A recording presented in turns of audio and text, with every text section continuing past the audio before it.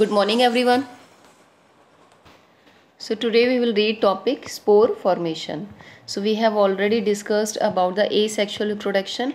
हमने already two types कर चुके हैं, ठीक है. तो now it is third type. तो spore formation में actually में ये किसका example है? It is the example of fungus. तो आपने देखा होगा, ब्रेड को देखा होगा, अगर आप उस ब्रेड को मॉइस्चर में रख देते हो, ठीक है, तो उसके ऊपर क्या लग जाती है? फंगस. वाइट कलर की देखी होगी आपने, ठीक है. उसे बोलते हैं ब्रेड मोल्ड. क्या बोलते हैं उसे? Bread mould. अगर आप उसे माइक्रोस्कोप की हेल्प से देखते हो, ठीक है, तो आपको वो किस तरह से दिखाई देगा? इस तरह से उसके अंदर ये यहाँ पे राउंड शेप में एक बॉडी दिखाई देगी जिसको बोलते हैं स्पोरेंजियम. और अगर आप इसे ब्रेक करते हो तो इसमें निकलेंगे स्पोर्स, ठीक है. तो ये स्पोर्स जहाँ भी गिरे वहीं पर ये फंगस लग जाती है. क्लियर? तो एक्चुअल में जो इसके अराउंड ये वॉल होती है, ये जो स्पोरेंजियम है, जिसकी वॉल होती है, ये किसको प्रोटेक्ट करती है? स्पोर्स को. और ये अनफेवरेबल कंडीशन में भी सर्वाइव कर सकती है. मीन्स इसके अराउंड ये वॉल थी, इसने इसको प्रोटेक्ट किया, तो अगर कंडीशन कैसी होगी? अनफेवरेबल, तो वहाँ भी ये क्या करेगी? सर्वाइव.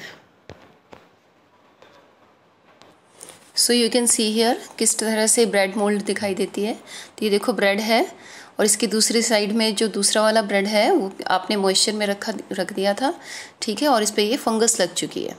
क्लियर? तो ये ग्रीन कलर की जैसे आपको थोड़ी थोड़ी दिखाई दे रही होगी, ठीक है. तो ये क्या है? Fungus.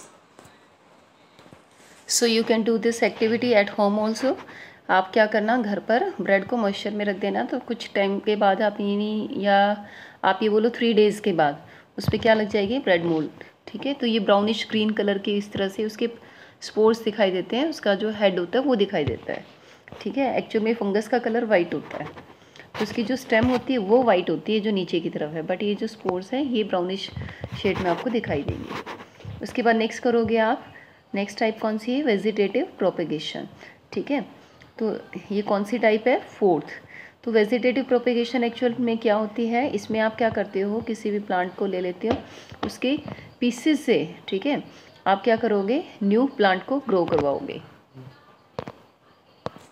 So what is the definition of propagation? ठीक है. वेजिटेटिव प्रोपेगेशन एक्चुअल में क्या होता है? When new plants can be obtain from roots, stems, leaves and birds without help of any reproductive organ. आपने कोई रिप्रोडक्टिव ऑर्गन यूज़ नहीं किया, बल्कि उसके पार्ट से एक न्यू प्लांट को ग्रो करवाया. That is called vegetative propagation, ठीक है. तो इसकी क्या एडवांटेज होती है वेजिटेटिव प्रोपेगेशन की? भी आपको मेल और फीमेल दो बॉडी की ज़रूरत नहीं थी, ठीक है, बट आप क्या कर रहे हो? सिंपल एक प्लांट से ही उसको ग्रो करवा रहे हो. तो यहाँ देखो आप, इसका जो मेन एडवांटेज होगा, जो फर्स्ट लिखा है, the plants produce by this method take less time. इसमें टाइम क्या लगता है? कम, ठीक है. दूसरा, सीडलेस प्लांट, भी बीजों की भी जरूरत नहीं होती, क्योंकि आप प्लांट से ही ग्रो करवा सकते हो. उसके स्टेम को काट ली, जैसे आपने देखा होगा जो रोज़ होता है उसकी कली बनाते हैं, ठीक है, और उसको हम ग्रो करवा के एक रोज़ प्लांट को ग्रो करवा सकते हैं, ठीक है. थर्ड देखोगे आप, plants produced are exact copies of the parent plant. बिल्कुल जैसा पेरेंट था यानी वैसा ही उसकी नई कॉपी बनती है न्यू प्लांट की. तो इसका मतलब ये है कि जो वेजिटेटिव प्रोपेगेशन होता है दैट इज़ मोर बेटर, ठीक है, वो ज़्यादा अच्छा होता है. उसके बाद आप करोगे मेथड्स ऑफ वेजिटेटिव प्रोपेगेशन. भी किन किन मेथड से आप इसको करवा सकते हो? तो फर्स्ट जो टाइप यहाँ दिए है दैट इज़ नेचुरल मेथड, और सेकंड इज़ आर्टिफिशियल मेथड. तो नेचुरल मेथड में आप किसको इन्वॉल्व करोगे? यानी आप जब प्लांट से न्यू प्लांट बना रहे हो, ठीक है, पेरेंट प्लांट से न्यू बना रहे हो, न्यू प्लांट को ग्रो करवा रहे हो, तो उसके कौन से पार्ट को यूज़ करते हो कि वो नेचुरल में आएगा? अगर आप रूट को यूज़ करते हो, स्टेम को यूज़ करते हो और लीव्स को यूज़ करते हो, तो that will come under natural methods. Artificial में आप क्या करोगे?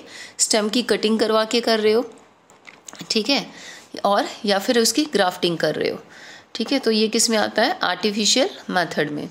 तो यहाँ आप देखो, आप अगर दोनों में अगर एक पॉइंट देखोगे, यहाँ भी स्टेम लिखा हुआ है और आर्टिफिशियल मेथड में भी स्टेम लिखा हुआ है. भी दोनों में स्टेम कैसे हो सकता है? भी नेचुरल भी और आर्टिफिशियल भी. तो जो नेचुरल मेथड में स्टेम है, इसका मीनिंग ये है कि जैसे आलू होता है, उसको हम एक तरह से स्टेम बोलते हैं. क्यों बोलते हैं? उसके ऊपर जो आँख होती है वो इसके नोड की तरह बिहेव करती है। जैसे हम कहते हैं कि एक स्टेम है, उसके अंदर बीच में ज्वाइंट होते हैं ना, उसे नोड बोलते हैं। यानी ऐसी कोई भी चीज़ जिसके ऊपर इस तरह से ज्वाइंट हो, उसे आप क्या बोलोगे? नोड। तो आलू के ऊपर भी ऐसे ऐसे छोटे छोटे डॉट दिखाई देते हैं, उसे हम क्या बोलते हैं? नोड। तो यानी एक आलू जो है यानी पोटैटो है वो स्टेम की तरह बिहेव कर रहा है। तो यानी आप किसी फ्रूट से या फिर किसी वेजिटेबल से आप ग्रो करवा रहे हो क्या? एक न्यू प्लांट को, बट वो बिहेव्स एज ए स्टेम, वो स्टेम की तरह बिहेव कर रहा है। ठीक है, यहाँ जो स्टेम ले रहे हो आप आर्टिफिशियल के अंदर, ये एक्चुअल में आप क्या कर रहे हो? स्टेम की कटिंग करवा के कर रहे हो, जैसे रोज प्लांट में करते हैं। Clear? So you will have to read up to this. Thank you.